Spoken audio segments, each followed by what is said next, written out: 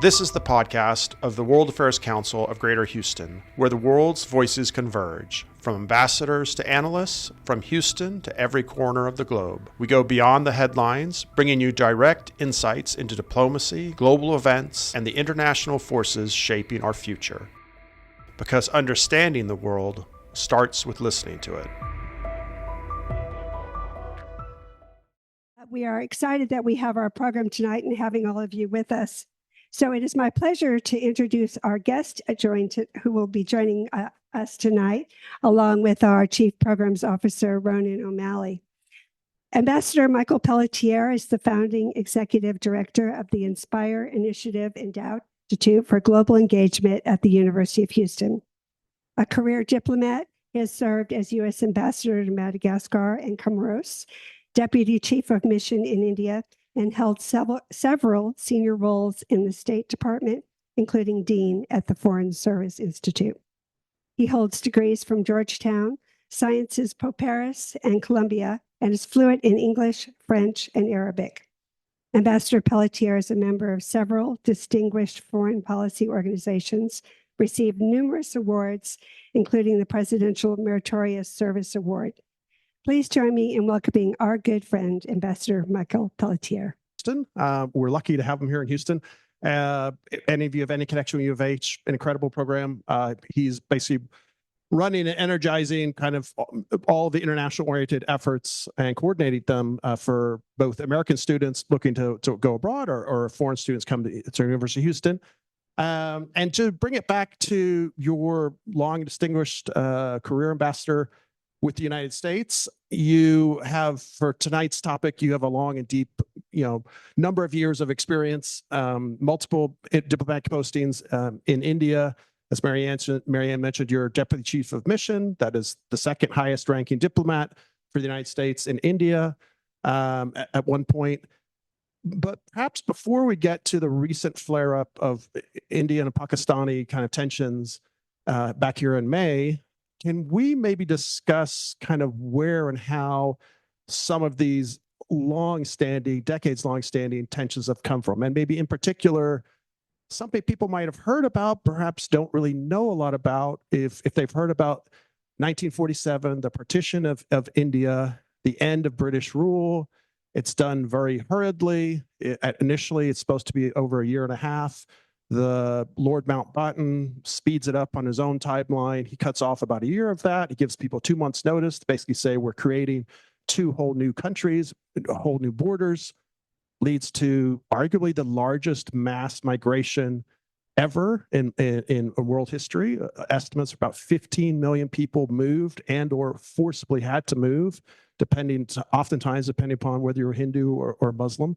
At least probably 1 million, perhaps as high as 2 million people die either from violence or starvation or disease.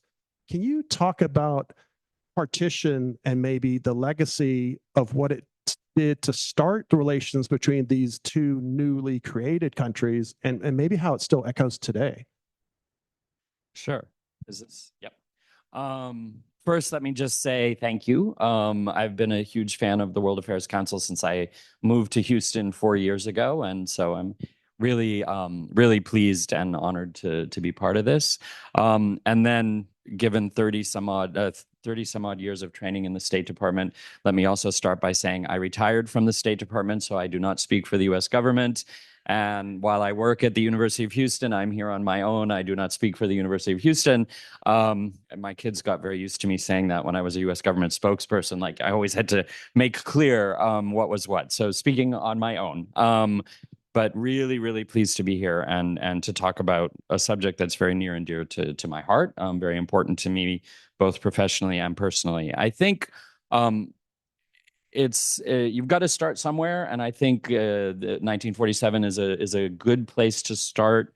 But it's important, I think, to understand that the subcontinent, as part of the British Raj and even before, has hundreds and hundreds of years and thousands of years of mixed up history and different peoples engaging in different ways, different kingdoms and whatnot.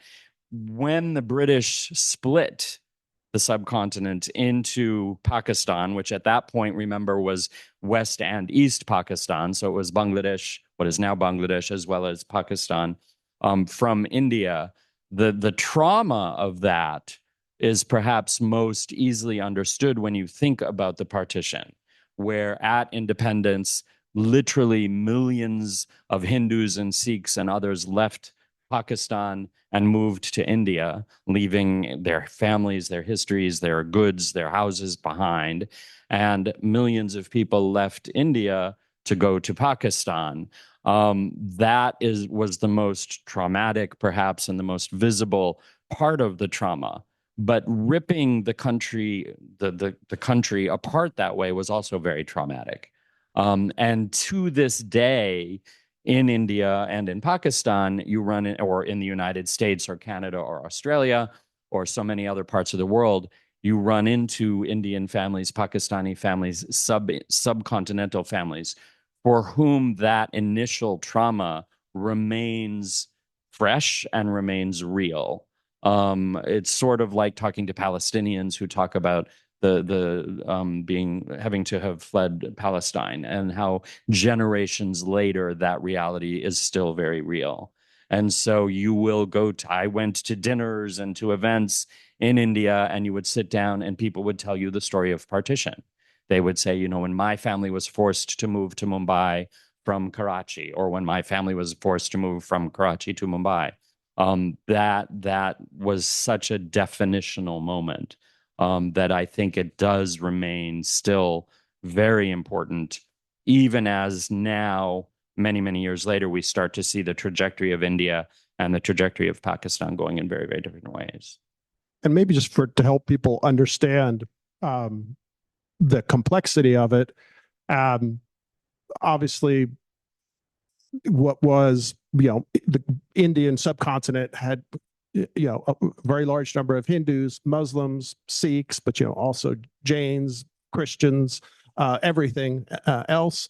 But in particular, there may have been issues before with the kind of particularly Muslims and Hindus in certain areas. But how did it escalate and get to this point that perhaps no one expected? The British probably knew they were desperate to get out. They had gotten through World War II. They're still struggling. They know they can't keep this empire anymore.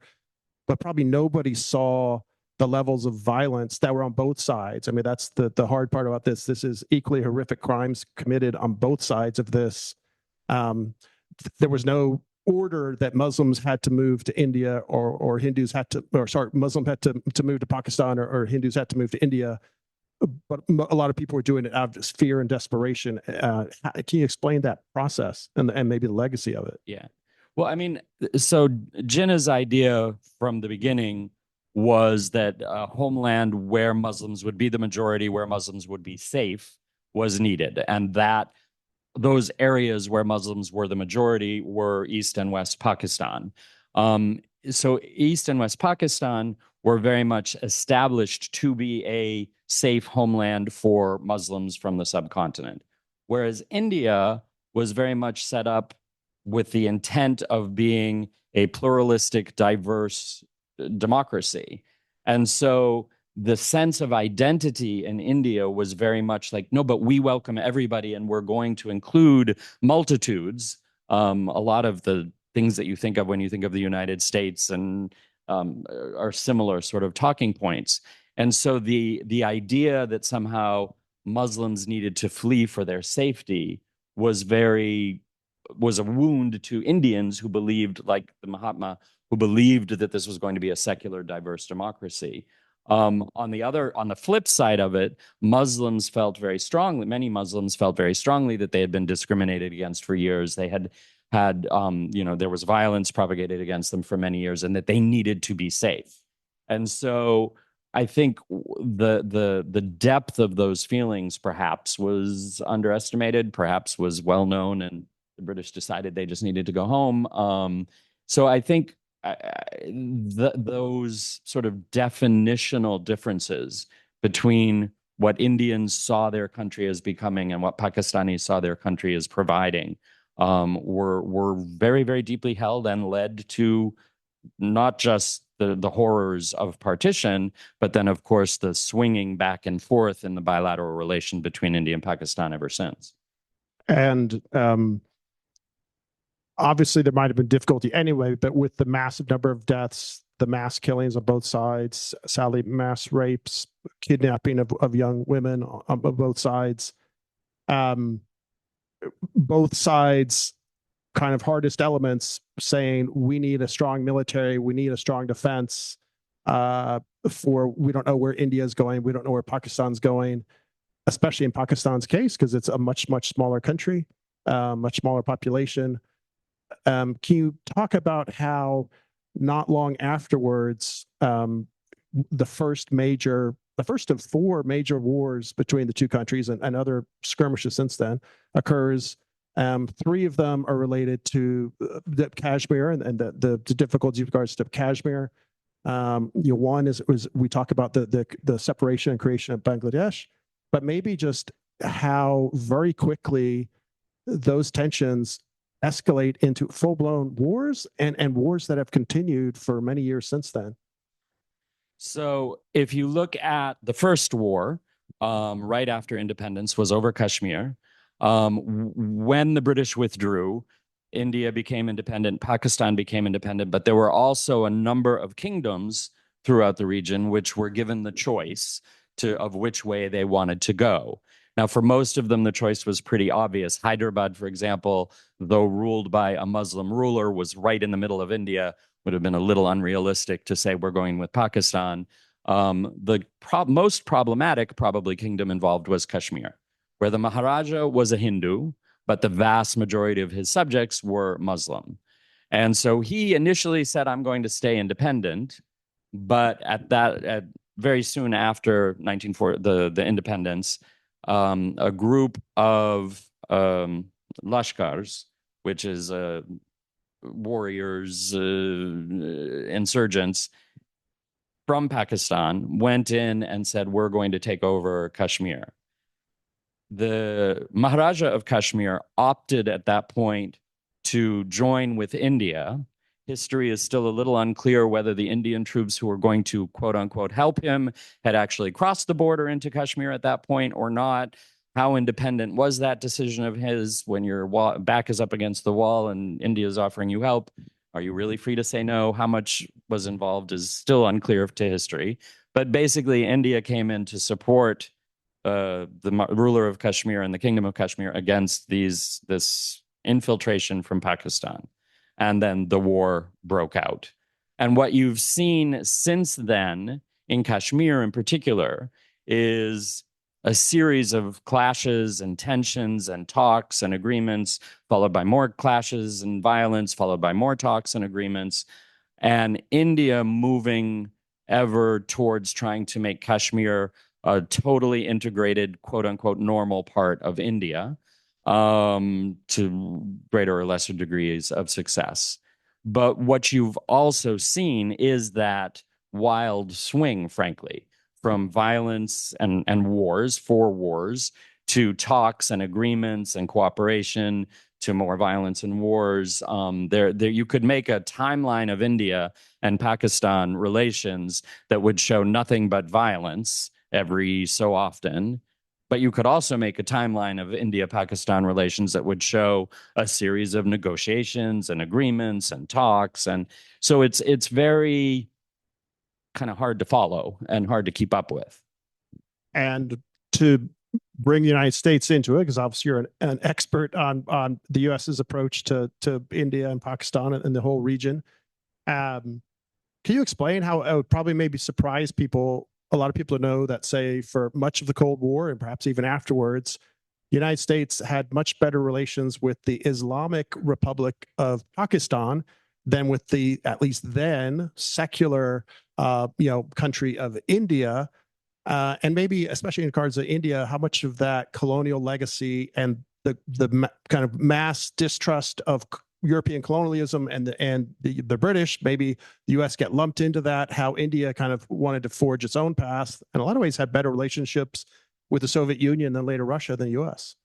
So India under Jawaharlal Nehru was one of the real founders and one of the real great thinkers of the whole non-aligned movement. The idea that now all these countries that have gained independence in the 40s and 50s and 60s, we don't need to choose either or the Soviet Union or the United States. We have an opportunity to forge our own path and be non-aligned and be in the middle.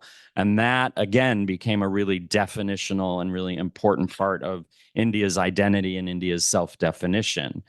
Pakistan, on the other hand, took the route of being part of the US system during the initial part of the Cold War to set up regional alliances, basically encircling the Soviet Union, to help fight the communism and the spread of communism, etc. So early on, Pakistan and the US were quite well aligned, and the US had a really hard time swallowing this idea of non-alignment. Either you're with us or you're against us. How can you be non-aligned? And that, I think, was built on over the years as India developed really good relations with the Soviet Union, had a very strong, in particular, defense relationship with the Soviet Union, which actually in some ways continues to this day, where India uses a lot of Russian arms and Russian material. And so during the 50s and 60s, the assumption was that the US was backing Pakistan and India was non-aligned, but the US understood that really to mean aligned with the Soviet Union. And when that really sort of started to shift in some ways, and this may not seem obvious, was in 1971 when East Pakistan broke off and became Bangladesh. And the Nixon administration very much sided with Pakistan. They believed Pakistani unity was really important as a foreign policy goal. India went in to support Bangladesh and to support its fight for freedom against Pakistan, for obvious reasons. And that was a particularly difficult point. But I think at that point also you saw some of the real atrocities committed by West Pakistani troops against Bangladeshis and Bangladeshi civilians. There's a very famous telegram in the Foreign Service. The U.S. Foreign Service, there is a certain number of very famous telegrams which sort of define key moments of foreign policy. And there was the Blood telegram. Mr. Blood was the consul general in Dhaka to East Pakistan at that time. And he wrote and talked about some of these atrocities and talked about what the U.S. position was vis-a-vis Pakistan and Bangladesh. And so at that point, you had the Nixon administration, also because they didn't much like Indira Gandhi, but very much backing Pakistan and Pakistani unity. But once East Pakistan broke off and became Bangladesh, then I think from the 70s onwards, you start to see things change a little bit. And then to kind of get to more recent times and really pretty dramatic swings from kind of historical U.S. relations with each country. Obviously the 1980s, the Afghan war against, the Soviets, Mujahideens, the Pakistanis are our best partner, especially in terms of getting weapons and people in and out of Afghanistan. The 90s, we have obviously horrific issues with the Taliban, difficulties, but when the U.S. invades Afghanistan, and for many, many years, Pakistan is essential, sometimes duplicitous, but essential partner in terms of our war effort there. Obviously, the United States has pulled out of Afghanistan a few years ago. So how has that need or dependency on Afghanistan or Pakistan changed? And then similarly, obviously, the Cold War ended a good number of years ago. India and U.S. relations getting better and better all the time, especially in terms of a common shared concern about China. Can you talk about kind of the evolution of each of those relationships? So, and with apologies, a gross oversimplification of it, but I think what you started to see from those sort of 70s, early 80s on is an increasing influence by Islamic hardliners in Pakistan, including in members and senior members of the army and the ISI, the security services in Pakistan, who were more and more influenced by Islam and a hard line on Islam, and who were using Islam in order to consolidate their own control over Pakistan. At the same time, what you started to see in India was a growing commercial strength and a growing economic strength, which then, of course, has really taken off in the past 15 to 20 years. And then, so you actually started to see this kind of diversion of interests between what was happening in Pakistan and what was happening in India.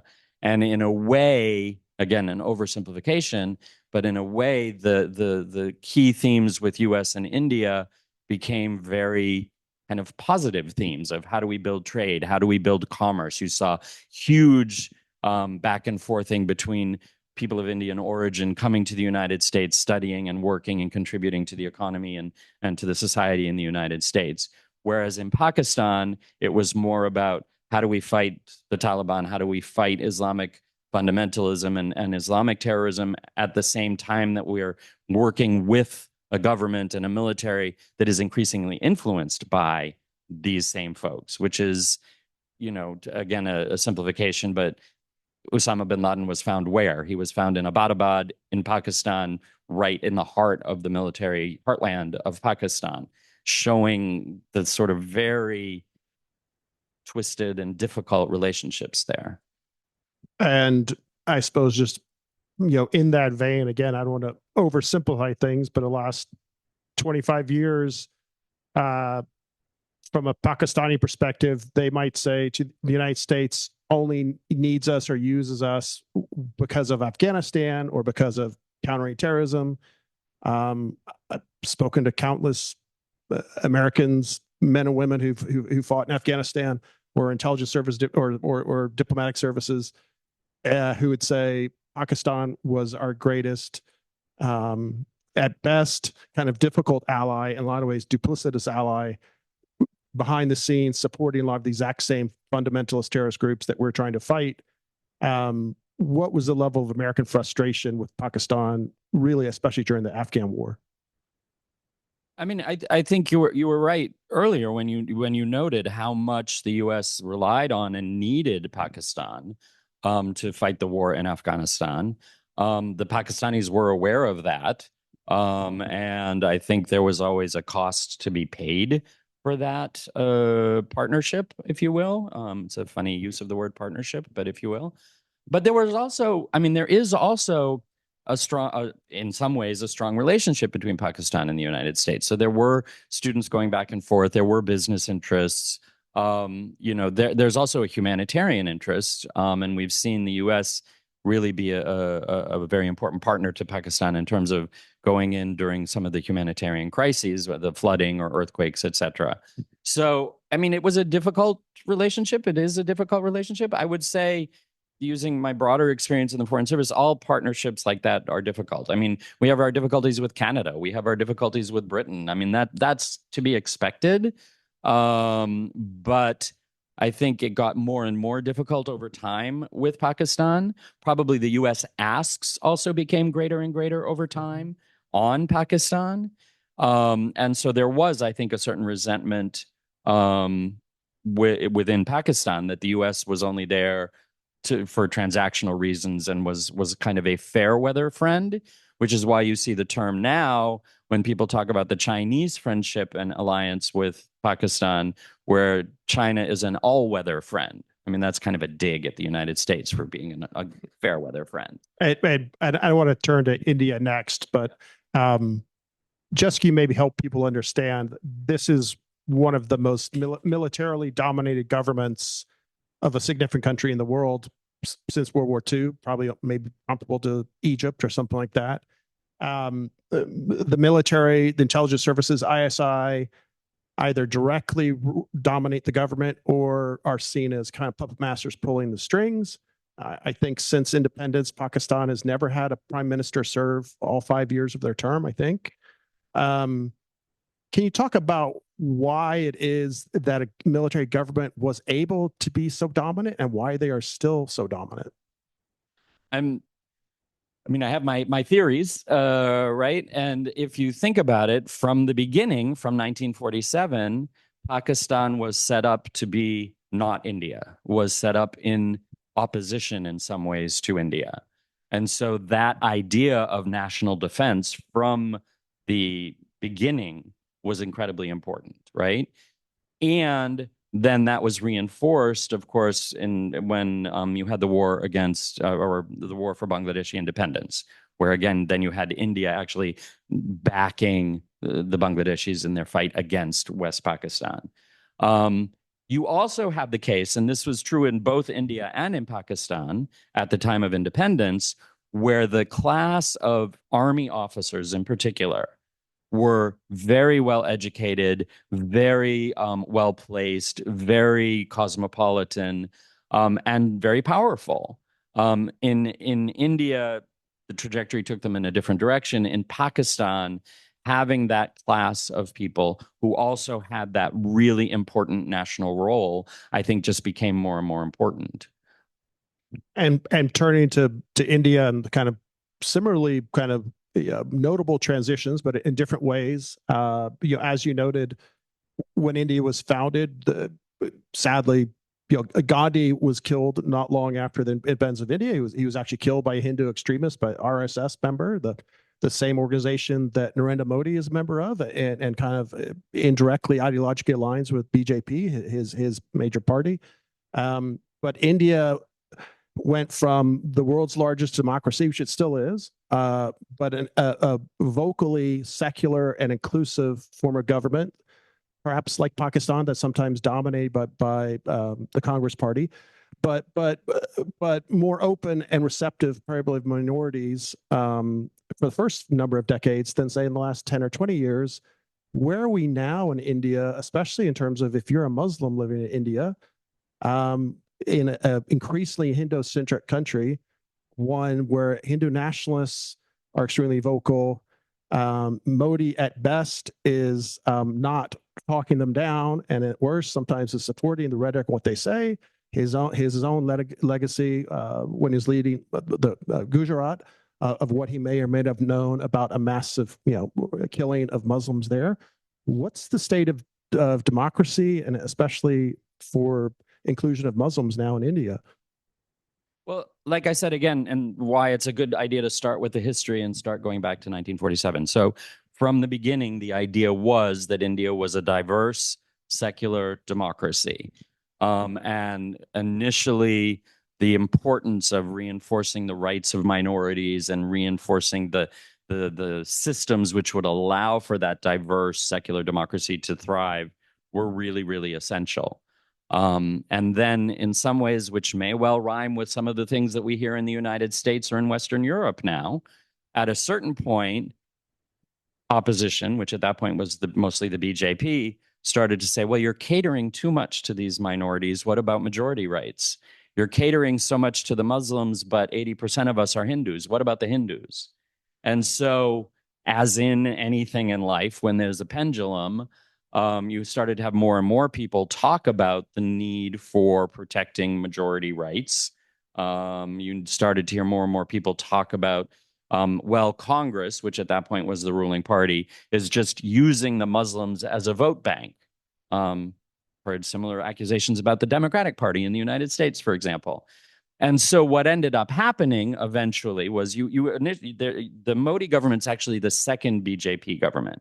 You had an initial government, a BJP government. The Bharatiya Janata Party is the sort of the Hindu nationalist. A lot of people don't like using that term. A lot of BJPers don't like using that term.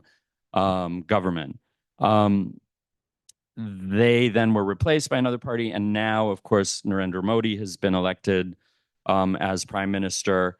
And you do hear a lot of people talk about a lot more sort of emphasis on the Hindu majority, emphasis on majority rights, emphasis on not using the minorities as a vote bank.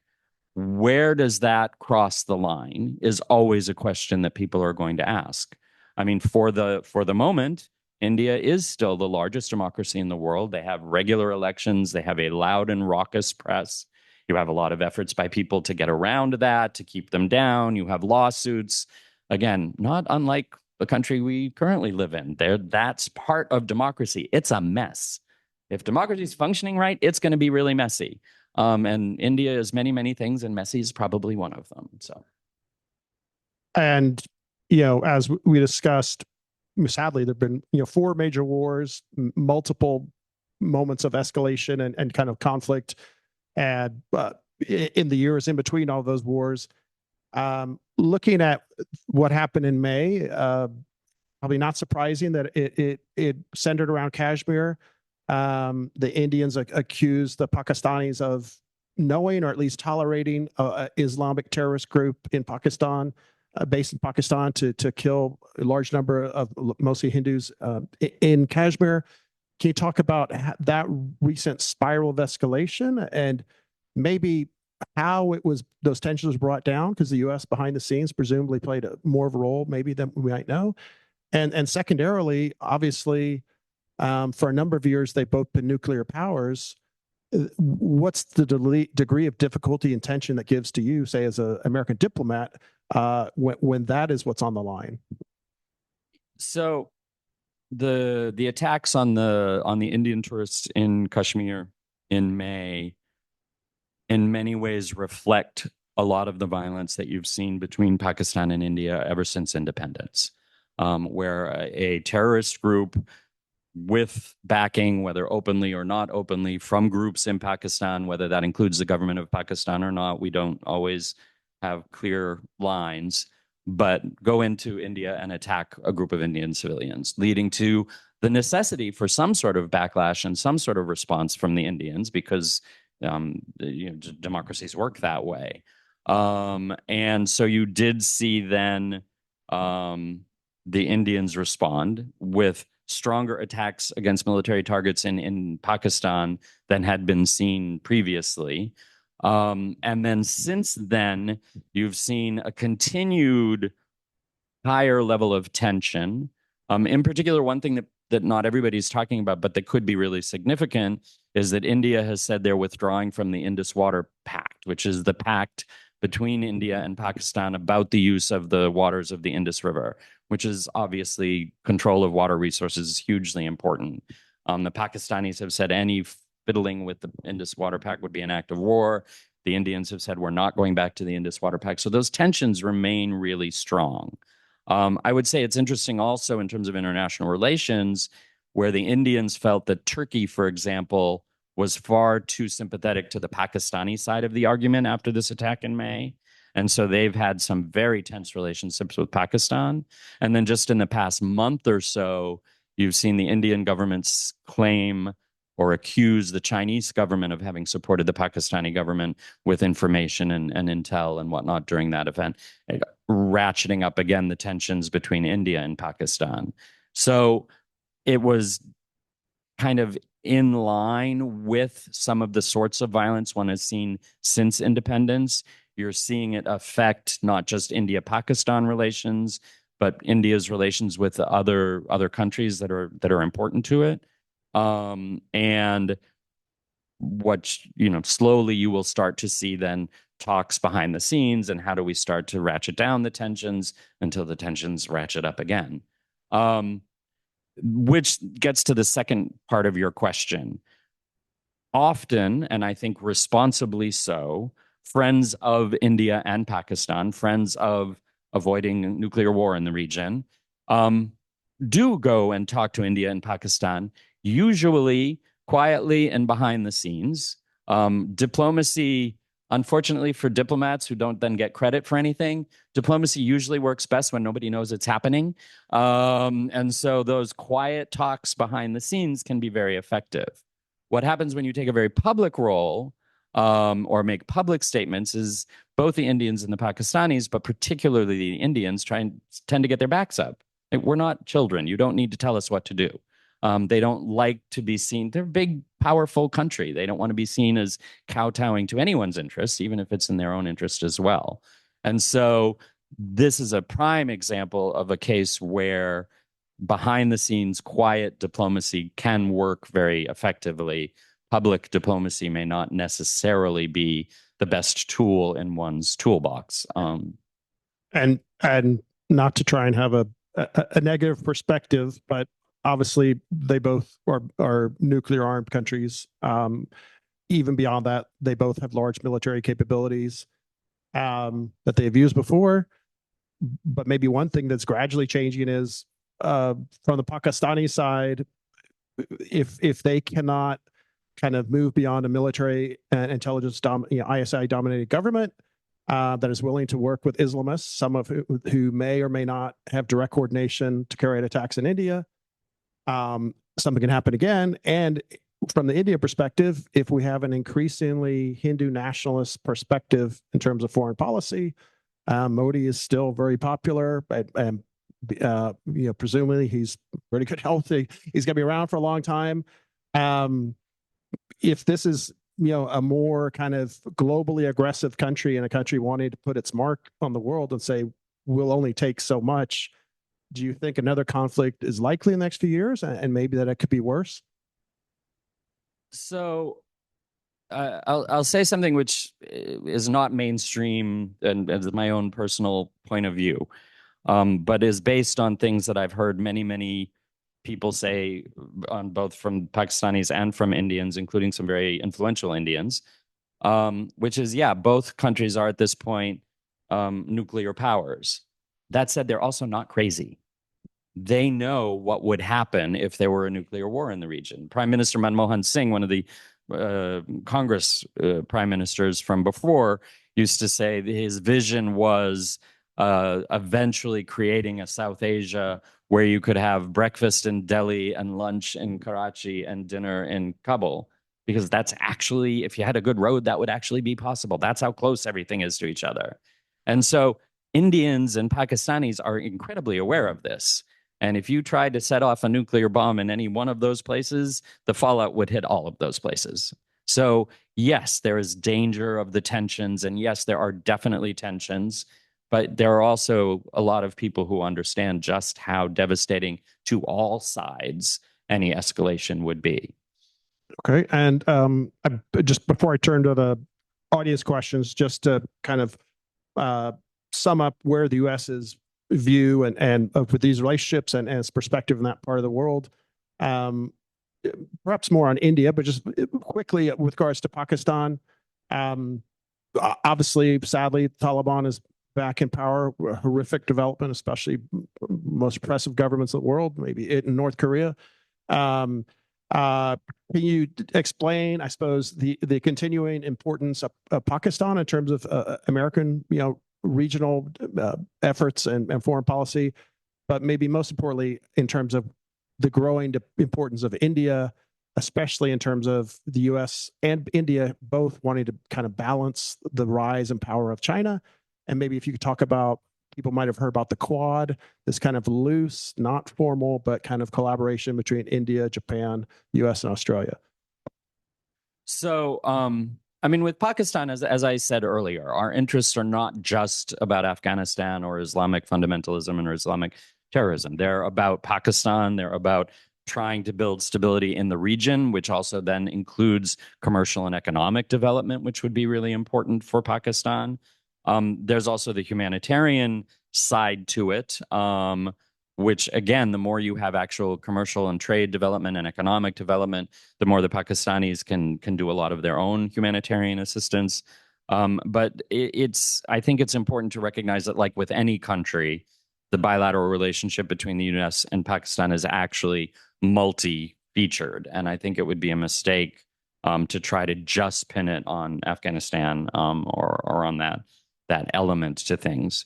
That said, since the 90s, 2000s, and beyond, since India's economic opening up, you've seen a real huge leap in terms of economic and commercial developments in India, and a huge, therefore, leap in the partnership between the U.S. and India.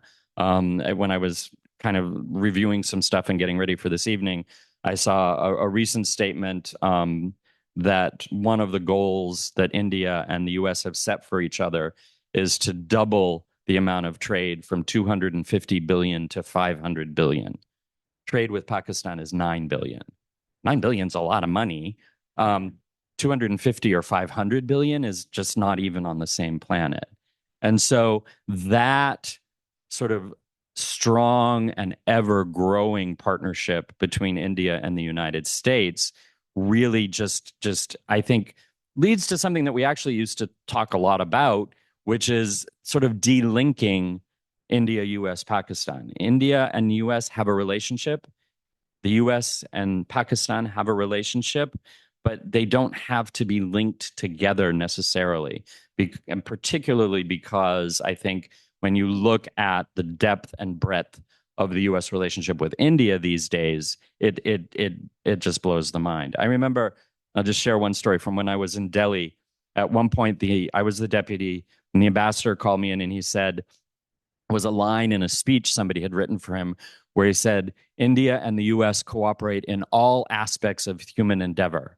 He's like, fact check that for me. Is it true?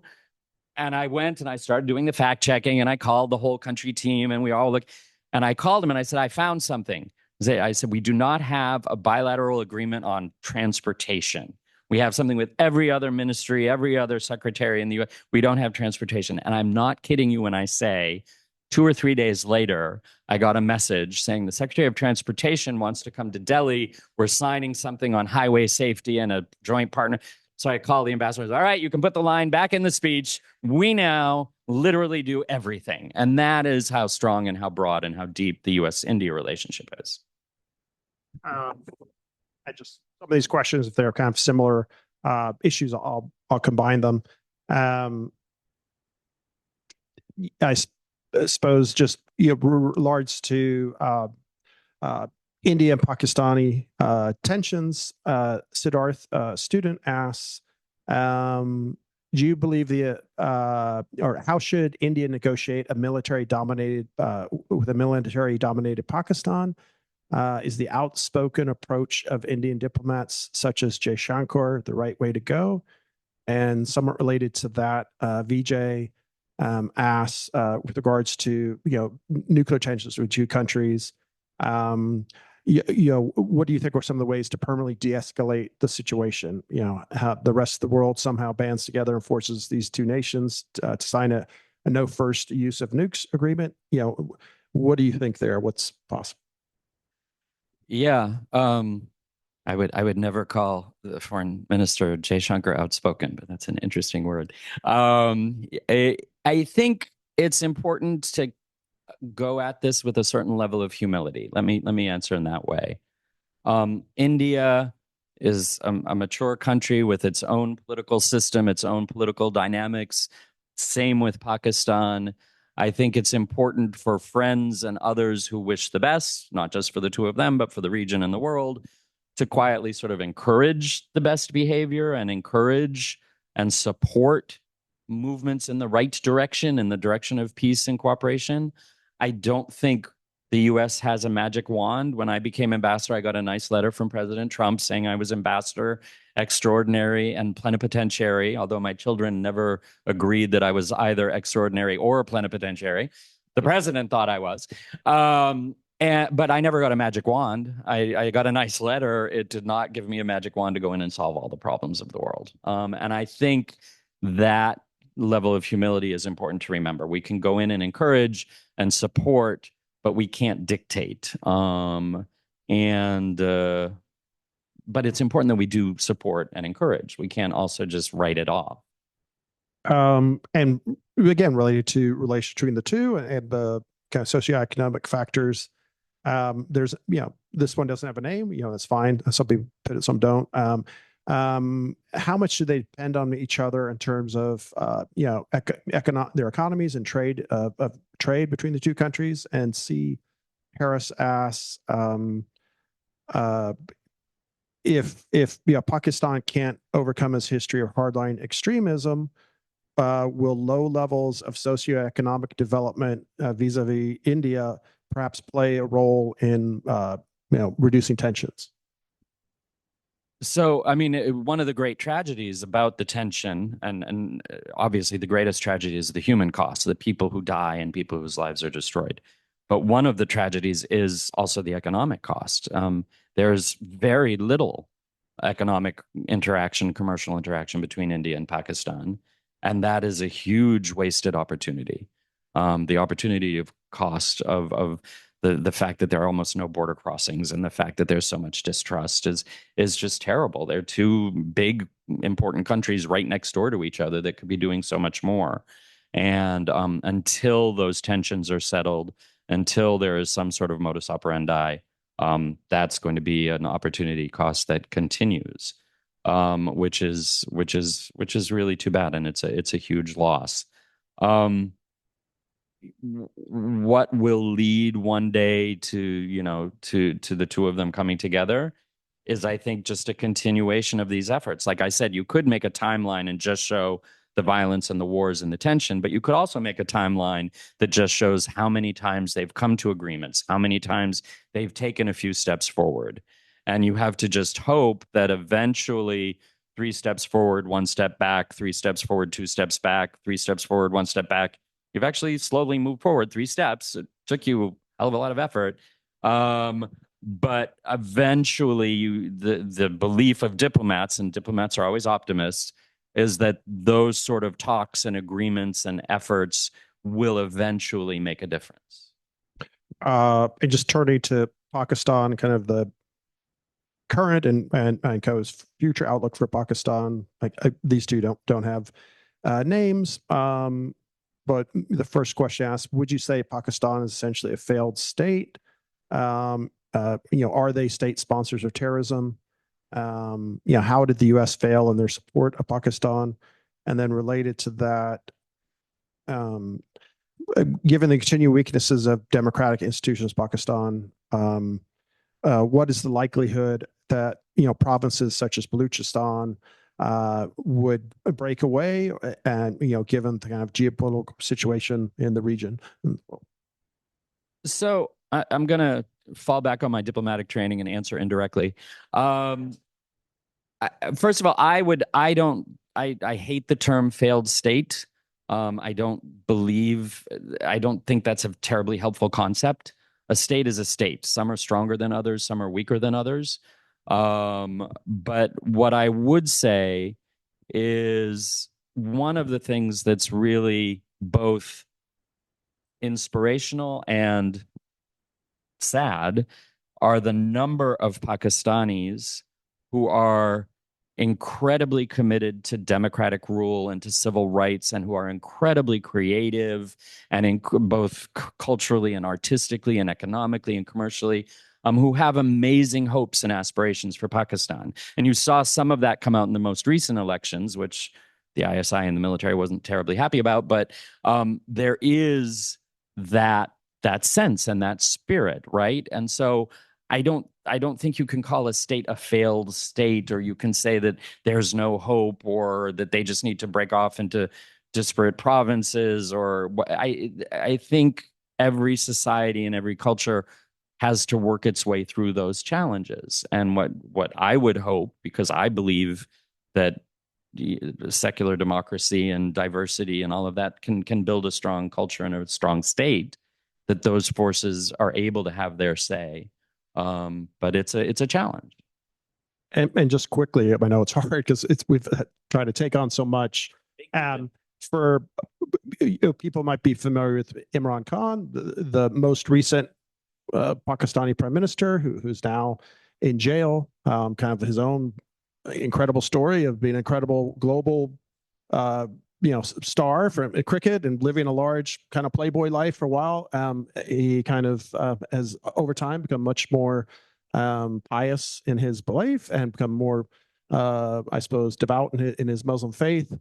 He has become a focal point for a large part of the Pakistani population who feel that the military-run governments are just hugely corrupt and don't represent their values.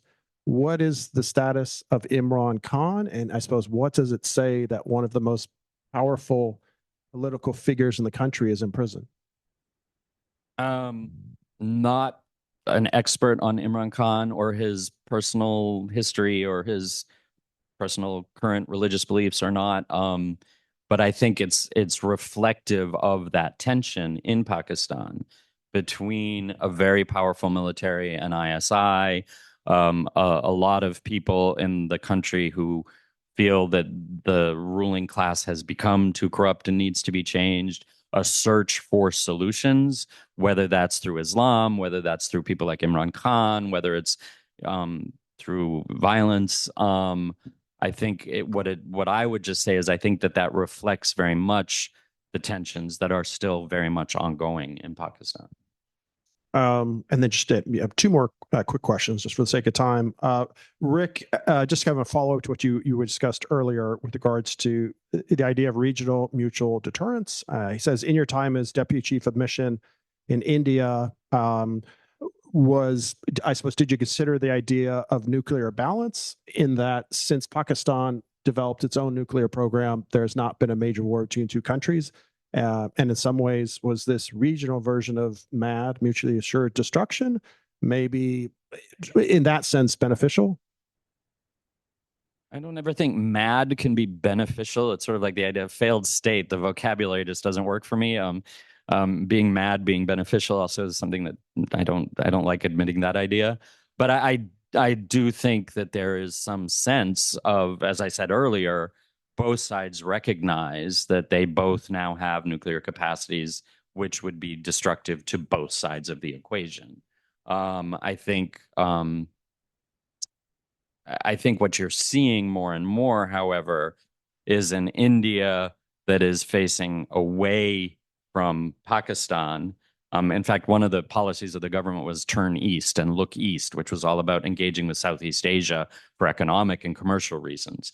And now you see the Quad, which we talked about, you mentioned briefly and I didn't talk about, but India playing a role with Australia and Japan and the US in the Indo-Pacific.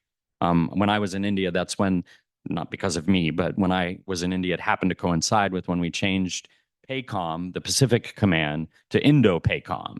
Reflecting that importance regionally. And you see Pakistan still dealing with some of these more fundamental issues. All right. And before just kind of a last a question, let y'all know again, as Marianne mentioned, great to have you all join us next week if you make it for an excellent dinner called Made in China versus America First, the new economic Cold War between the United States and China, with Patrick Genevine, the CEO of Point Bello, who has decades of experience doing business in China. And 2 weeks after that, we'll host a program on El Salvador and President Bukele, who on the great side, he has greatly reduced the gang violence, MS-13, other gangs in El Salvador. The difficult side is he has done a lot of that by incarcerating tens of thousands of people, many of them without trials, without due process. We're hosting a Salvadoran journalist, Gabriel Labrador, who I've been in contact with him for a long time. And actually, when I spoke to him a few weeks ago, we're flying him from El Salvador. He's like, Ronan, I think I'm going to have to leave the country before then. So sadly, because that's the flip side, is if the journalist with a kind of autocratic regime, you never know when you get arrested or worse. So he's actually had to flee. I believe now he's in Guatemala, I think. But a very interesting perspective on El Salvador, the mega prisons you've heard about, the U.S. immigration to send certain numbers of American detainees down to El Salvador. Something new and different we're starting a program called Wine and Wisdom. It's a kind of a fun way to meet and network with some people, your fellow members or guests or non-members, and learn kind of a little more about a topic that you might know about, have heard about, don't know a lot about. We'll be hosting Professor Dr. Beverly Barrett on August 20th, and she'll be talking about the European Union. So how does it actually govern? How does it work? How does it trade?